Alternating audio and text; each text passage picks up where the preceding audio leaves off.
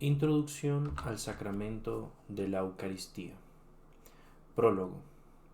En la ortodoxia se considera la Santa Eucaristía como el sacramento de los sacramentos. También se refiere a ella como el sacramento de la Iglesia. La Eucaristía es el corazón de la vida de la Iglesia. Todo lo que hay en la Iglesia lleva a ella, y de ella todo fluye. Es el cumplimiento de todos los misterios de la Iglesia, la fuente y la meta de todas las doctrinas e instituciones de la Iglesia. El misterio de los misterios es la divina liturgia, en la que la Iglesia se realiza como el reino de Dios, donde Él es el sentido verdadero de la vida. Cuando Vladimir, príncipe de Kiev, envió unos embajadores para buscar y reconocer la religión verdadera, ellos durante su gira pasaron a Constantinopla y se presentaron en la liturgia en la Catedral de la Divina Sabiduría. Y al regresar, le describían su experiencia.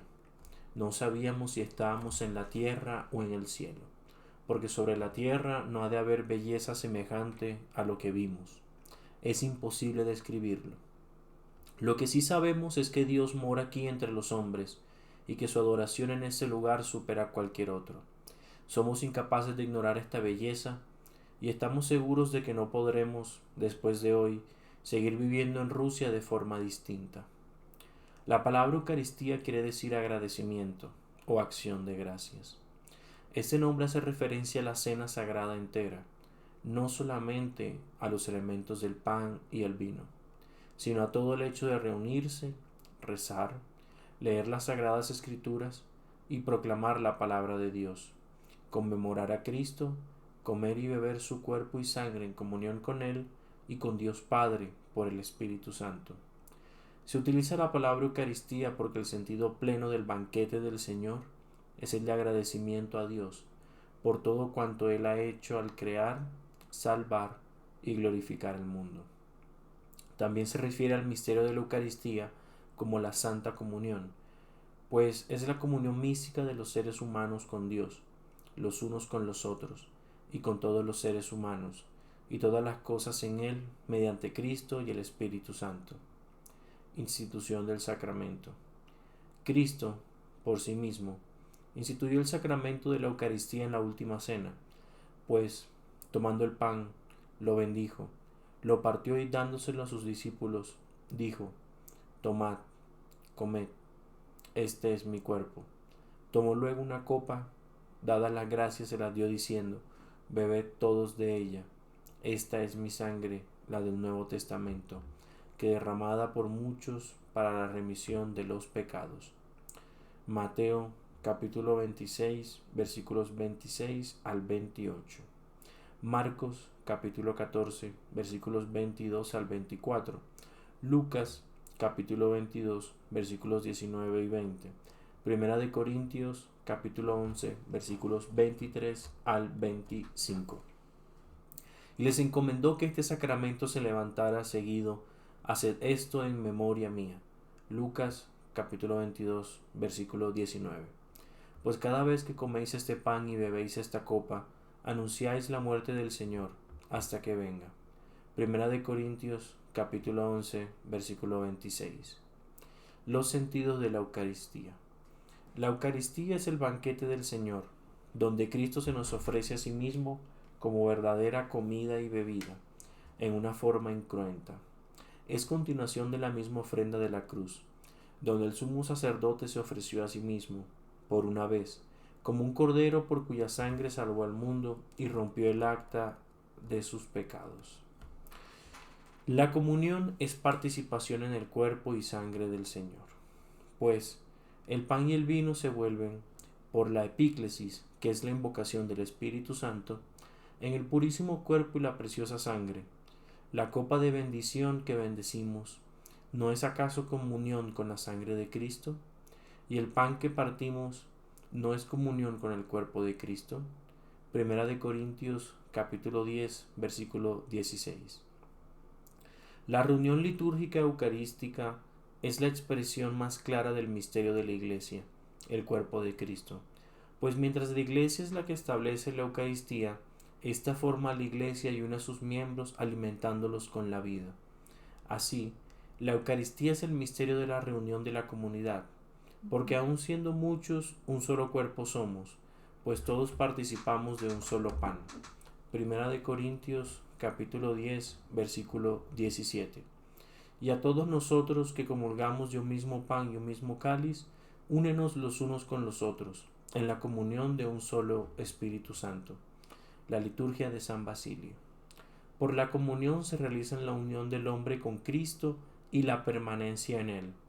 El que come mi carne y bebe mi sangre, permanece en mí y yo en él. Juan capítulo 6, versículo 56. Esta unión y permanencia son las que otorgan al hombre en la vida eterna. El que come mi cuerpo y bebe mi sangre, tiene mi vida eterna y yo lo resucito el último día. Juan capítulo 6, versículo 54. La relación entre la Eucaristía y los otros dos sacramentos de iniciación, bautismo y crismación. La Eucaristía está específicamente vinculada a los otros dos sacramentos de iniciación, que son el bautismo y la crismación. Ante todo, la Eucaristía completa y lleva a su plenitud el proceso de iniciación en el cuerpo de Cristo, a través de los dos primeros sacramentos. Según San Pablo, cuando fuimos bautizados en Cristo Jesús, fuimos bautizados en su muerte. Fuimos pues con él sepultados por el bautismo en la muerte, a fin de que, al igual que Cristo resucitó de entre los muertos, por medio de la gloria del Padre, así también nosotros vivamos una vida nueva. Porque si nos hemos injertado en él con una muerte semejante a la suya, también lo estaremos por una resurrección semejante. Romanos capítulo 6, versículos 3 al 5. En el bautismo, Cristo está presente por medio de la divina gracia comunicada al pueblo bautizado por el Espíritu Santo, mientras que en la Eucaristía Él está presente por medio de su propio cuerpo y sangre. Por medio del bautismo los creyentes nacen de nuevo. Por medio de la crismación son sellados por el Espíritu Santo e incorporados a Cristo, mientras que por medio de la Eucaristía los creyentes bautizados y ungidos son permanentemente alimentados en Cristo con su propio cuerpo y su propia sangre. La idea de que la Eucaristía es un alimento indica la necesidad de ser recibido una y otra vez, y justamente desde el comienzo de la incorporación al cuerpo de Cristo, incluso si los recién bautizados son niños. A este respecto, la Iglesia Ortodoxa sigue en continuidad con la tradición de la Iglesia primitiva. Inmediatamente después del bautismo y la crismación, el neófito se convierte en un miembro pleno de la Iglesia Ortodoxa. Como tal, el niño está en disposición de recibir el precioso cuerpo y sangre de Cristo en el sacramento de la Sagrada Comunión o Sagrada Eucaristía. La nueva vida en Cristo, dada en el bautismo, es renovada una y otra vez en la Eucaristía. De la misma manera que la naturaleza proporciona leche para el alimento del niño tras el nacimiento, Dios proporciona la Santa Comunión para el niño inmediatamente después del bautismo, con el fin de proporcionar alimento a la vida espiritual que el neófito ha recibido por medio del bautismo. La celebración de la Eucaristía en la Iglesia Ortodoxa. Hoy en día, en la Iglesia Oriental, se celebra la Eucaristía de acuerdo con uno de los siguientes 4 ritos.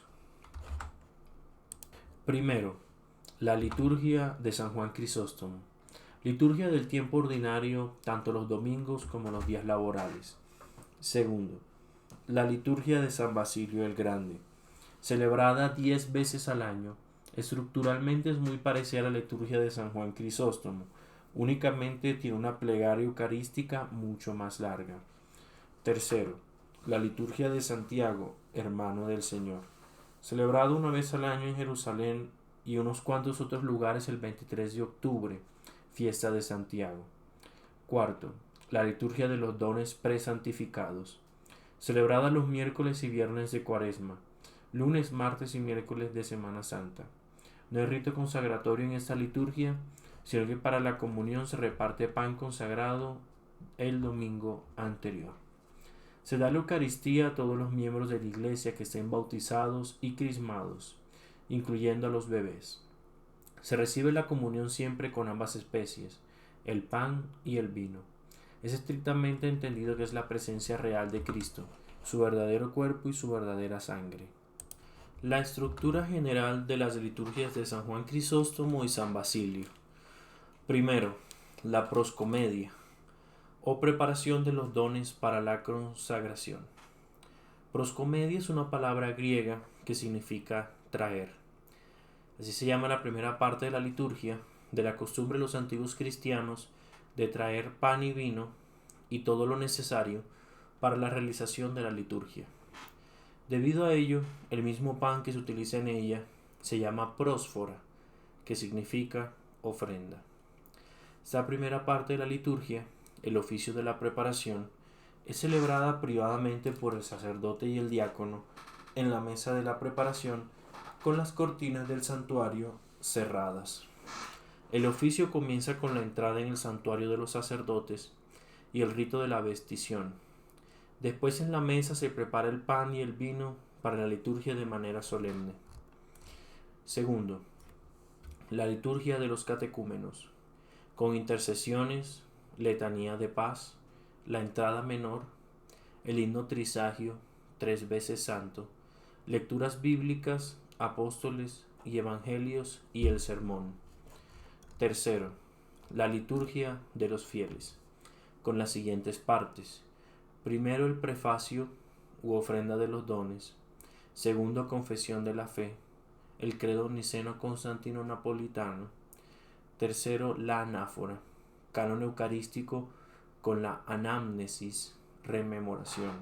La epíclesis, invocación del Espíritu Santo para que descienda y santifique los dones.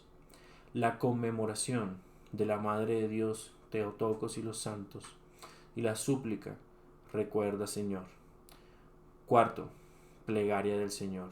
Quinto, comunión. Y sexto, despedida. La Eucaristía, la liturgia de los catecúmenos, el misterio de la reunión. Al reunirse en la iglesia, Primera de Corintios, capítulo 11, versículo 18. Esta expresión que San Pablo escribió a los corintios no significaba para él y para el cristianismo recién surgente el templo como construcción, sino la naturaleza y el objeto de la reunión. Todo lo que nos ha llegado de los textos antiguos confirma unánimemente que la reunión en la iglesia era siempre la acción primera y primordial del proceso de la Eucaristía. Da testimonio de ello el título de presbítero, el primero, el dirigente de la reunión de los hermanos. Para Alexander Schememann, la iglesia reunida en la Eucaristía, aún limitada a 2 o 3, es la imagen y realización del cuerpo de Cristo. La iglesia se manifiesta en la Eucaristía y la Eucaristía hace la iglesia. La Eucaristía es la verdadera manifestación y realización de la iglesia en todo su poder, santidad y plenitud. Accedemos al templo y nos reunimos como iglesia. Nos revestimos del ornamento de la nueva creación.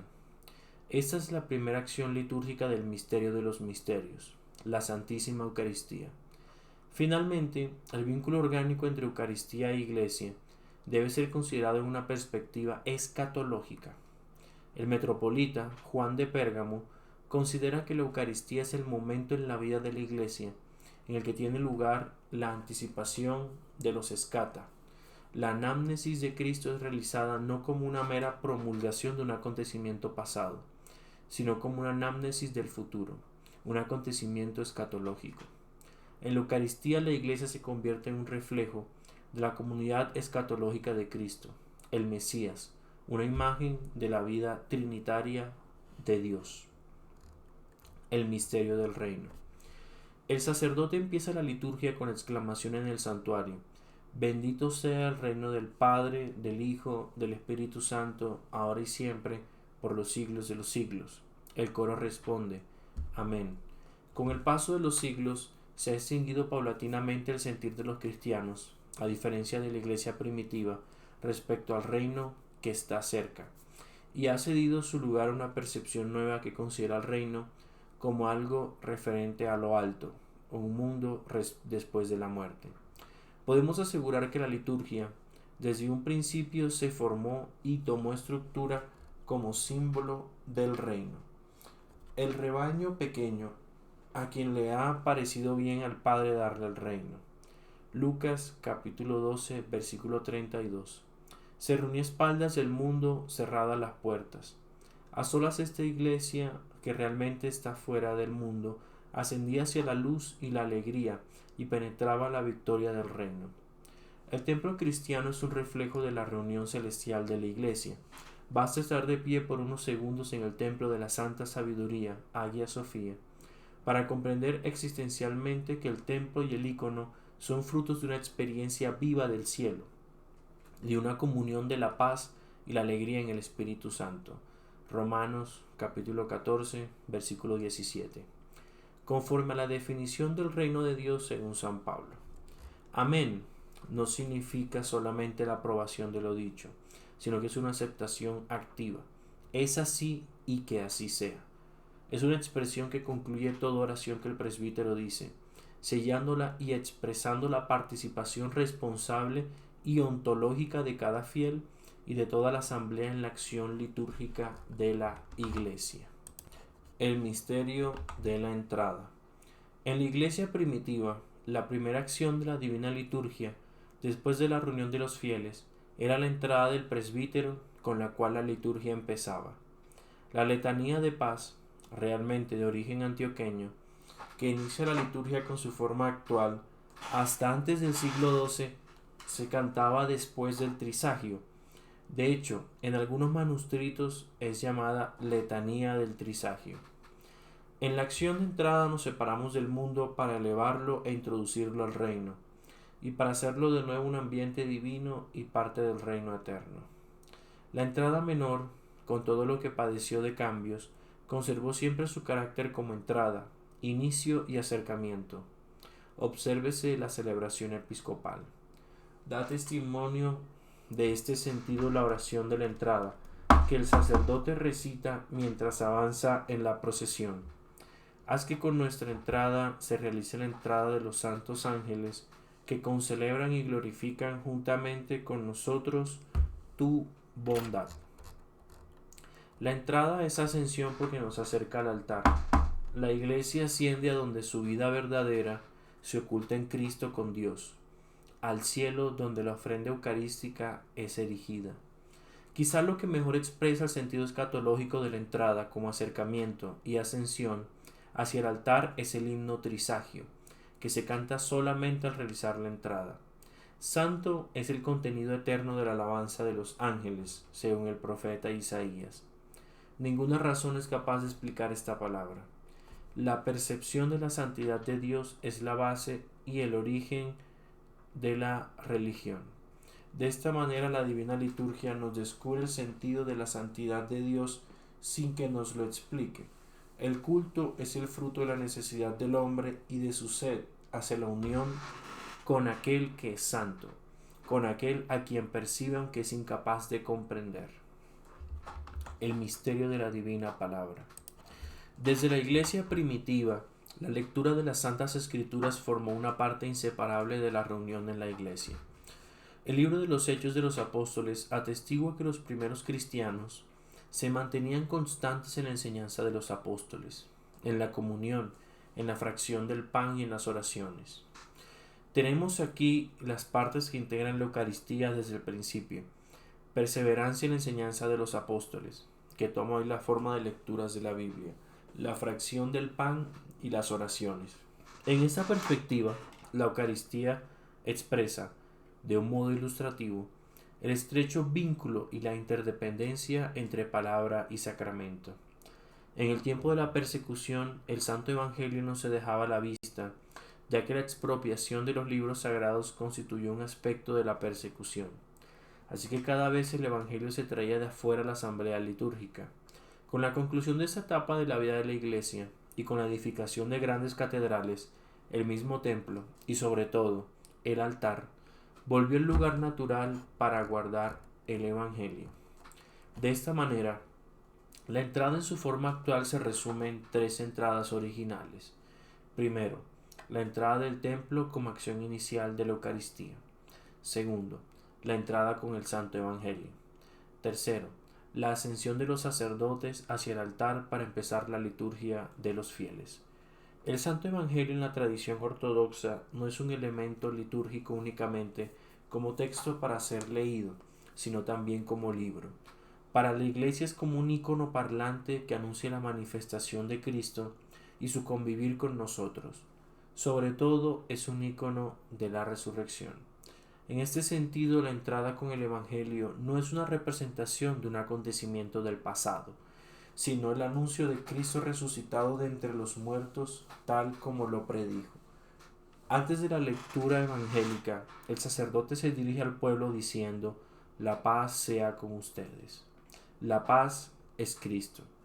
Este saludo pacífico precede toda nueva sección de la liturgia, antes de la divina palabra, antes del ósculo de paz, antes de la comunión, para recordarnos cada vez que Cristo mismo entre nosotros preside nuestra divina liturgia, ya que Él es el que ofrece y es ofrecido, el que recibe y es distribuido.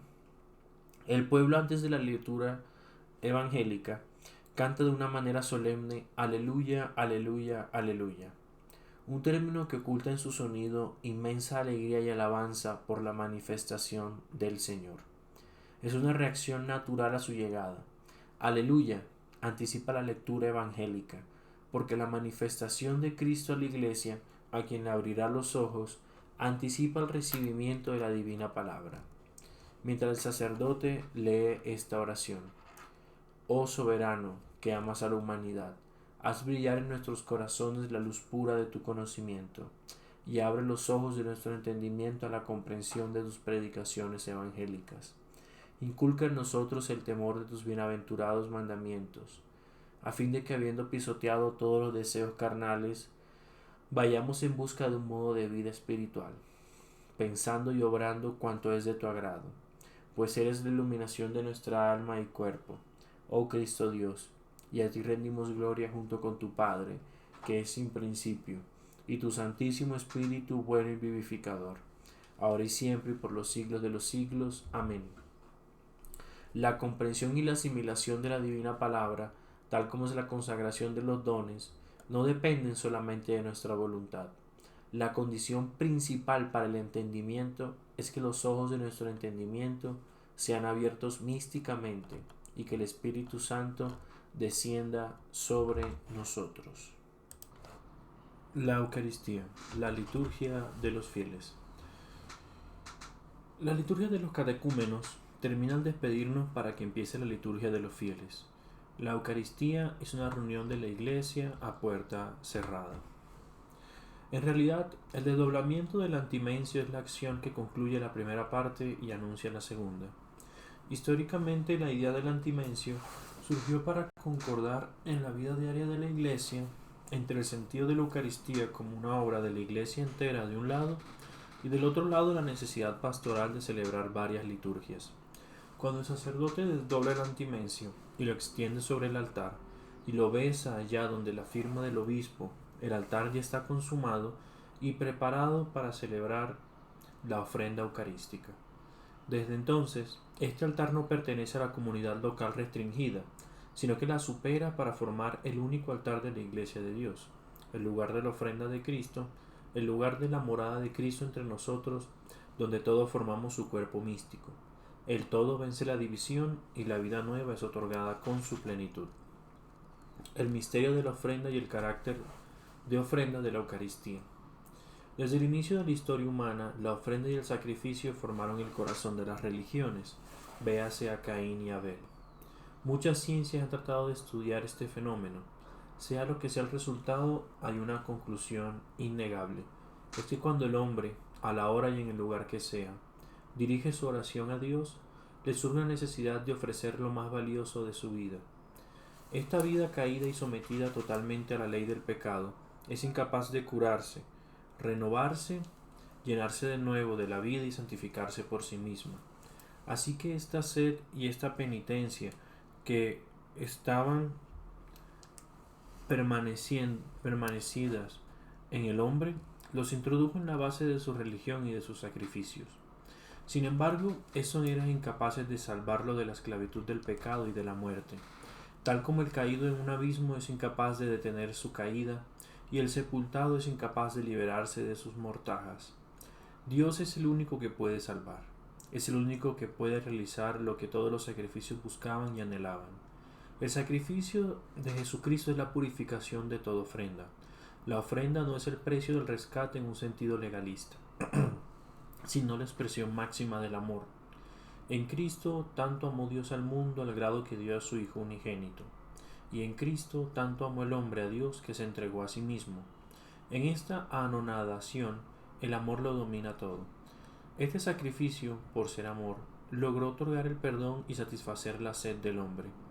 El último y más gozoso misterio de todos es que Cristo nos dio su sacrificio a nosotros, a la nueva humanidad regenerada en Él y unida con Él, la Iglesia. En esa nueva vida, su vida en nosotros y nuestra vida en Él, su sacrificio se hace nuestro sacrificio, su ofrenda nuestra ofrenda, según Alexander Shememan. No hay necesidad de nuevos sacrificios.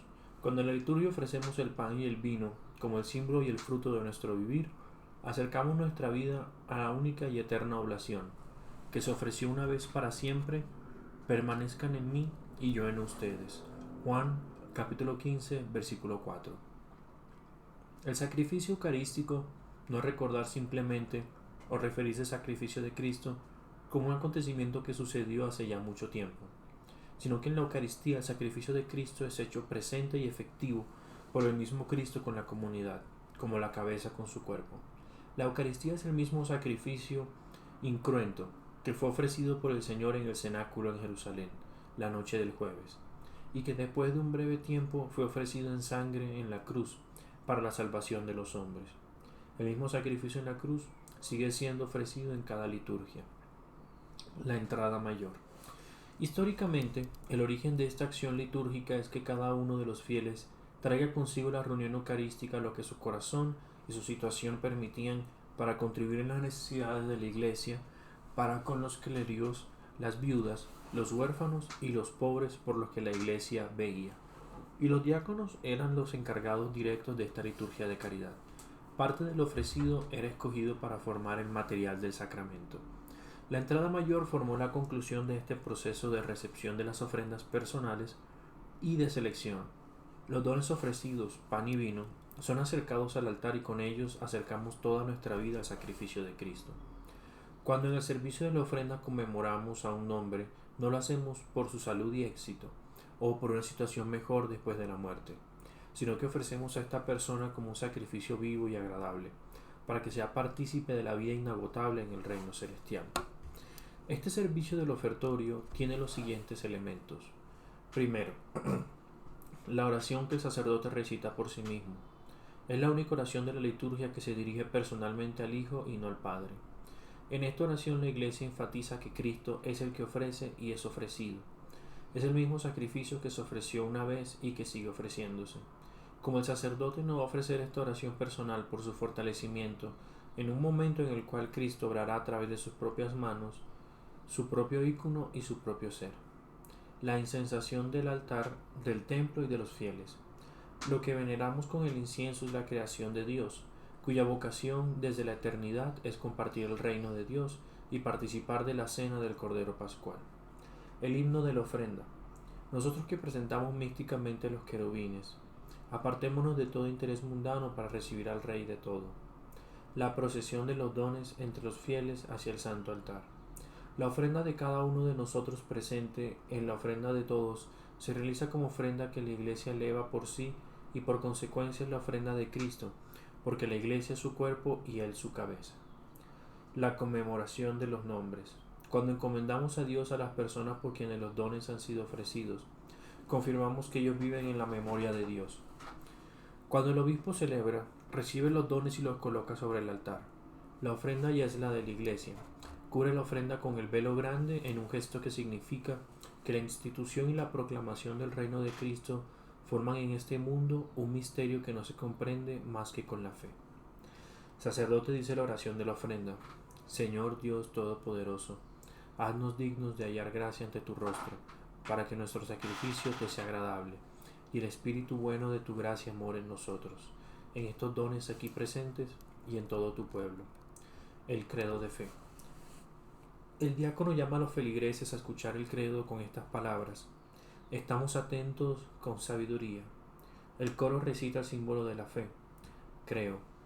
El sacerdote, fuerte en mente y corazón ante el santo altar, repite el símbolo de la fe, mientras mueve el velo sobre los santos dones, hasta llegar a las palabras y resucitó al tercer día. Esto recuerda el temblor que aconteció el día de la resurrección de Cristo. El credo es también parte de la preparación para la oblación, aunque fue introducido en la liturgia un tanto más tarde. El prefacio nos dice claramente la razón. Amémonos unos a otros para que unánimemente confesemos. La confesión de la fe es inseparable de la fiesta del amor. El cristianismo nunca puede ser convertido en una especulación abstracta o en una posición ideológica sin hacerle un verdadero daño a su identidad. Hablamos la verdad en el amor. El misterio del Espíritu Santo.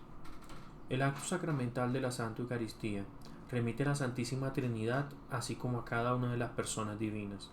La Eucaristía es una ofrenda presentada por Jesucristo, por todos al Padre en el Espíritu Santo. En la anáfora de la liturgia de San Juan, tras las palabras de la institución, el celebrante ora por toda la comunidad.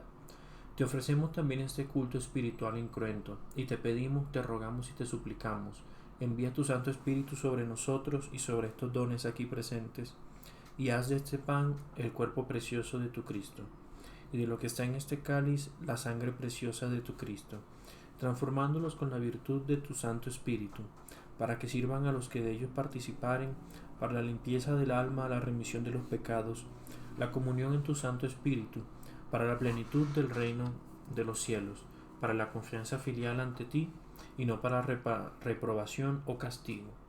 El Espíritu Santo, en la invocación de la comunidad, que es la epíclesis, cambia el pan en el cuerpo y el vino en la sangre de Cristo. La creencia de la Iglesia Ortodoxa acerca de la Eucaristía viene expresada con claridad en el transcurso de la plegaria eucarística. El sacerdote recita la primera parte hasta las palabras pronunciadas por el Señor en el cenáculo. Tomad y comed, esto es mi cuerpo. Tomad y bebed, esta es mi sangre. Que son dichas en voz alta para que las escuchen los fieles. Luego recita la anamnesis, conmemorando la cruz, la tumba, la resurrección al tercer día, la ascensión al cielo, la entronización a la derecha, la segunda y gloriosa venida. Continúa diciendo mientras eleva el pan y el vino: lo tuyo, de lo tuyo te ofrecemos, en todos y por todo.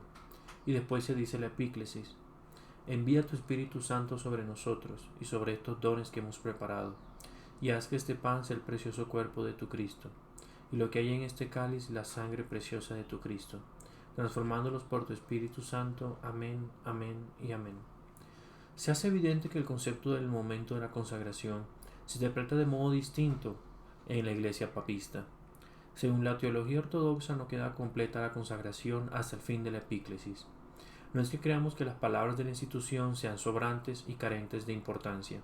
Al contrario, creemos que la plegaria eucarística entera constituye una entidad íntegra e indivisible, todo un movimiento ascendente y epiclético, y que por tanto las tres partes de la plegaria, acción de gracias, anamnesis y epíclesis, forman cada una parte única, una parte íntegra del acto único de la consagración. Por la acción del Espíritu Santo, el pan se convierte en el cuerpo y el vino en la sangre de Cristo. Aunque el propósito de la Eucaristía no reside en el cambio del pan y el vino, sino en nuestra participación en Cristo, que se convierte en nuestro alimento, nuestra vida, la manifestación de la Iglesia como el cuerpo de Cristo. Esta es la razón por la que los santos dones mismos no llegan a ser nunca en la fe objeto de especial reverencia, contemplación y admiración. En relación con la cuestión de cómo tiene lugar el cambio del pan en el cuerpo y el vino en la sangre de Cristo, Alexander Schememann consideró que esto es un misterio que no puede ser revelado y explicado en las categorías de este mundo: tiempo, esencia, causalidad, etc. Se revela solo a la fe. Creo también que este es tu cuerpo inmaculado y esta es tu preciosa sangre. No se explica nada, no se define nada, no ha cambiado nada en este mundo. Las palabras que componen la epíclesis ponen en claro y sobradamente la creencia de la Iglesia Ortodoxa, que tras la consagración el pan y el vino se convierten plena y verdaderamente en el precioso cuerpo y la sangre preciosa de Cristo. No son meros símbolos, sino realidades. Si bien se cree y afirma la realidad del cambio, nunca hemos intentado explicar el cómo. En la plegaria eucarística se emplea el verbo matábalo, término que se puede traducir por convertir, transformar.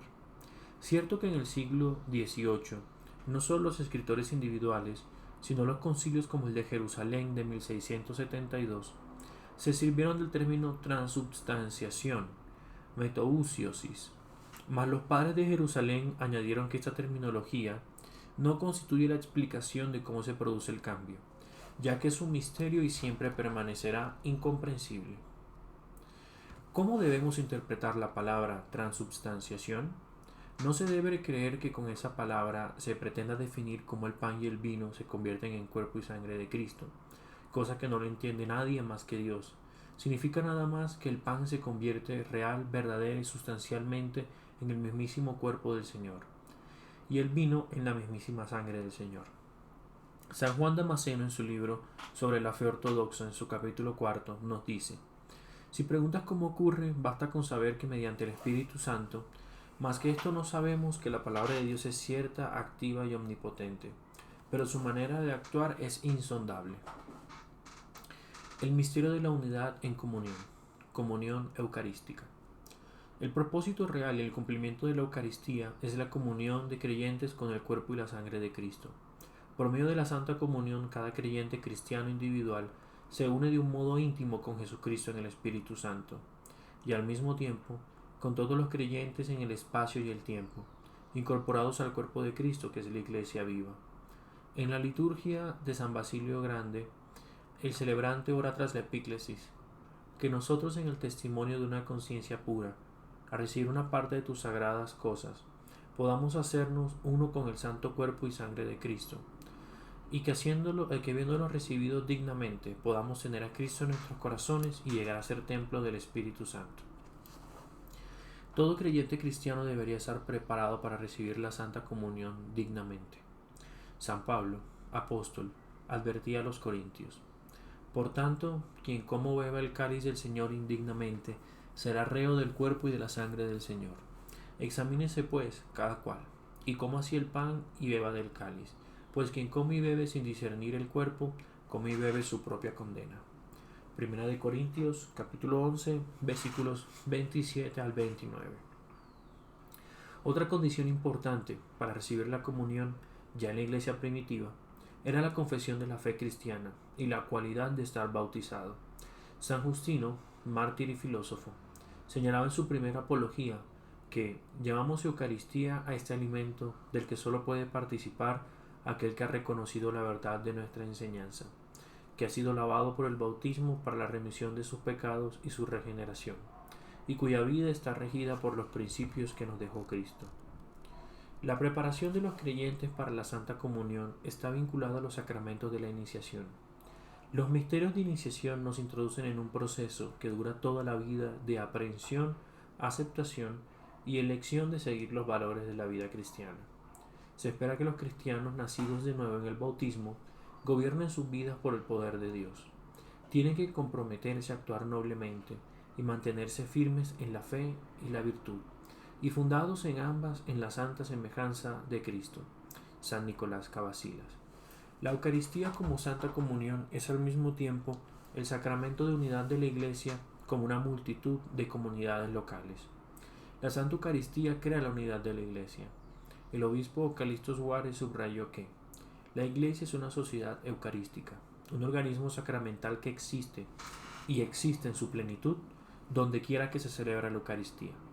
No es una coincidencia que el término cuerpo de Cristo signifique tanto la Iglesia como el sacramento, y que la expresión communio sanctorum en el credo de los apóstoles signifique comunión del pueblo santo, comunión de los santos, y la comunión de las cosas santas, comunión en los sacramentos.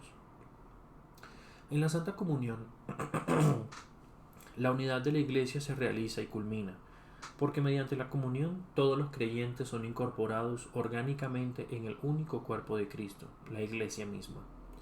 La Santa Comunión es el sacramento de la unidad de la Iglesia, pero la unidad que tiene que realizarse en la Eucaristía tiene una condición previa en la unidad de fe. Desde el primer día la Iglesia, en la unidad de fe, fue y sigue siendo la condición de la entrada bautismal en la vida de la Iglesia y que en el actual orden de la liturgia introduce, como fuere, el canon eucarístico, el verdadero sacramento de acción de gracias y oblación. La participación en un mismo cáliz emana de una misma fe. Los divinos y santos dones en la Iglesia ortodoxa son para los ortodoxos. Por ello, lo normal es que los ortodoxos concurran a su propia iglesia para participar en la comunión y los demás sacramentos. La Iglesia ortodoxa busca la unidad de las iglesias, pero cree que la adhesión de sus hijos a la fe de su Iglesia ortodoxa, a sus sacramentos y a los demás ritos es una condición fundamental para la realización de dicha unidad. Una posible unidad no se construye sin fidelidad a la santa tradición que la Iglesia ha recibido del Señor Jesucristo, de los santos apóstoles y de todos los maestros de la fe. El diálogo entre la Iglesia ortodoxa y las otras iglesias procura primero llegar a la unidad de la fe, que es, antes que nada, unanimidad en la fe, la cual se coronará con una mutua participación en los sacramentos, especialmente la Eucaristía, que constituye en sí misma la verdadera unidad entre los fieles con el Señor Jesús. Este es nuestro camino hacia la unidad con los demás fieles cristianos, pues la Eucaristía, es decir, la Santa Comunión, no es un medio de unidad, sino la meta misma. La preparación para recibir la Santa Comunión. Prólogo. La Santa Comunión forma la culminación de nuestra unión con el Señor. Es la forma que el Señor eligió para darse a nosotros compartiendo su vida, su gloria y su gracia. ¿Quién es digno de acercarse a Dios? Nadie, sino el contrito y arrepentido. Mi sacrificio, oh Dios, es un espíritu contrito. Un corazón contrito, humillado, oh Dios, no lo desprecias. Salmo 50, versículo 19. Esta es la condición para comulgar los santos dones, el precioso cuerpo y la preciosa sangre de nuestro Señor. La contrición es un estado espiritual de la persona y necesita ser cultivado. Por lo tanto, nuestra Iglesia da algunas medidas útiles para prepararse. Esta preparación no solo concierne a los chicos, sino, y sobre todo, a los mayores. La necesidad de recibir frecuentemente la Santa Comunión y la preparación para ella. Los fieles que reciben la Santa Comunión frecuentemente, cuando están preparando para ellas, especialmente los domingos y los días de fiesta. Los fieles de la era apostólica perseveraban en la enseñanza, en la comunión, en la fracción del pan y en las oraciones. Hechos capítulo 2, versículo 42. Porque el Señor Jesús es el pan de vida. Juan capítulo 6, versículo 48. Del cual el que come no muere. Juan capítulo 6, versículo 50. Sino que tiene vida eterna. Juan capítulo 6, versículo 54. Y el Señor Jesús además dijo: porque mi carne es verdadera comida y mi sangre es verdadera bebida. El que come mi carne y bebe mi sangre, en mí permanece y yo en él. Juan capítulo 6, versículos 55 y 56. Nadie, por lo tanto, debe pensar que los preciosos cuerpos y sangre del Señor deben ser recibidos unas cuantas veces al año. Debido a la importancia de la recepción regular, en antiguos tiempos eran excomulgados aquellos que se abstenían de la Santa Comunión 3 domingos consecutivos y aquellos que no comulgaban en la Pascua. Debemos siempre estar preparados antes de recibir la Santa Comunión. Quien coma el pan o beba la copa del Señor indignamente será reo del cuerpo y de la sangre del Señor. Examínese pues cada cual y coma así el pan y beba de la copa, pues quien come y bebe sin discernir el cuerpo, come y bebe su propio castigo. Primera de Corintios capítulo 11 versículos 27 al 29. Prepararse para la Santa Comunión. En primer lugar, la Iglesia recomienda el examen o la revisión de la conciencia, lo que nos prepara para la confesión. Revisamos nuestra conducta con el prójimo, nuestra voluntad perversa, el odio, el celo, el resentimiento, mentiras, malos pensamientos y otros pecados graves. También examinamos la falta de cumplimiento de nuestros deberes y asumimos nuestras responsabilidades tanto hacia nuestros pares, pero también hacia Dios. El no orar, la incredulidad, la desesperanza. La confesión nos limpia el corazón y nuestra conciencia, y con la vestidura de la contrición y de la resolución de no volver a pecar, cultivamos nuestro arrepentimiento con las debidas acciones. Motivamos los deseos correspondientes y reafirmamos nuestra voluntad de seguir al Señor llevando nuestra cruz. Nuestra reconciliación tiene varias facetas: reconciliación con Dios, con nuestro prójimo y con nosotros mismos. Así se logra la paz. Esta etapa significa que nos hemos reconciliado con todo el cuerpo de Cristo, con toda la Iglesia. El sacerdote nos acepta de nuevo en la comunión de la Iglesia en nombre de todos. Recibir la Santa Comunión sin enemistad. La reconciliación entre los hermanos es una condición para recibir los santos dones. Alguien que está en enemistad o en disputa con otro no debe participar en los preciosos cuerpos y sangre del Señor. Si pues, al presentar tu ofrenda en el altar, te acuerdas entonces de que un hermano tuyo tiene algo contra ti, deja tu ofrenda allí delante del altar y vete primero a reconciliarte con tu hermano. Mateo capítulo 5 versículos 23 y 24. Por ello decimos en la Divina Liturgia: amémonos los unos a los otros, para que unánimemente confesemos al Padre, al Hijo y al Espíritu Santo. Arrepentimiento y Santa Comunión. Todos los que tengan un corazón penitente y contrito se acercan a recibir los santos dones. Pero si alguno ha pecado o ha caído en un grave pecado, debe confesarse con su Padre espiritual y debe cumplir cual fuera la penitencia impuesta. Ayuno, oración y Santa Comunión. Nos preparamos para participar en la Eucaristía por medio de la observación del ayuno eucarístico con oraciones y lecturas espirituales.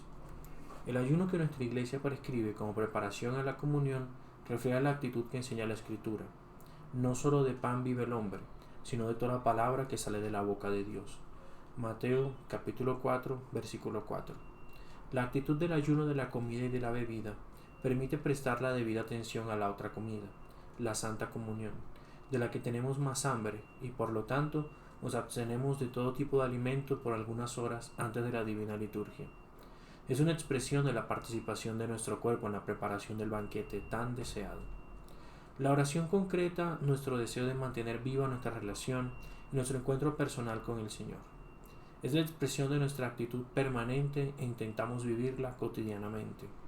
La lectura espiritual es benéfica para posicionarnos más allá del ruido cotidiano de nuestras ocupaciones y permite reanimar nuestra disposición hacia las bendiciones que vamos a obtener.